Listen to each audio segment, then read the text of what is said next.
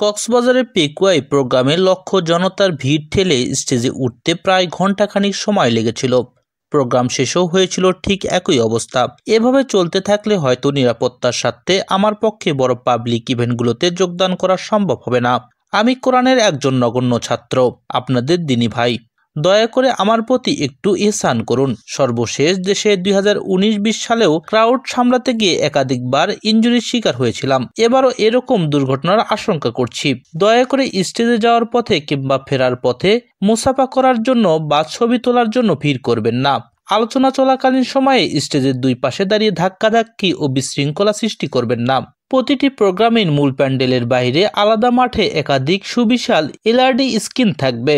আমাকে সরাসরি দেখতে না পেলেও এলইডিতে দেখার সুযোগ থাকছে। আইন শৃঙ্খলা বাহিনীর সাথে অযথায় ঝামেলায় জড়াবেন না। সেফ এন্ট্রি এবং সেফ এক্সিট নিশ্চিত করেন। আয়োজকদের সকল দিক নির্দেশনা মেনে চলুন।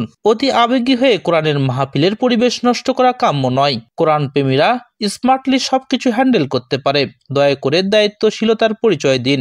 আপনাদের আন্তরিক সহযোগিতা ছাড়া এত বড় আয়োজনগুলো সফলভাবে সম্পন্ন করা অসম্ভব। আমি আল্লাহর জন্য আপনাদেরকে ভালোবাসি এবং এটা বিশ্বাস করি নিশ্চয় আপনারাও আল্লাহর জন্য আমাকে ভালোবাসেন।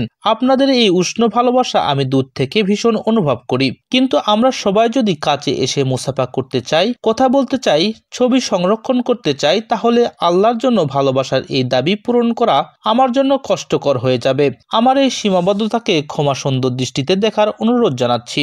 আগামী প্রোগ্রামগুলোতে আমরা অনেক বেশি সচেতন ও সুশৃঙ্খল থাকব, এই প্রত্যাশাই রইল। সবাই ভালো থাকুন, সুস্থ থাকুন। শীঘ্রই আপনাদের সাথে দেখা হচ্ছে আপনাদের প্রাণের বিভাগে, ইনশাআল্লাহ।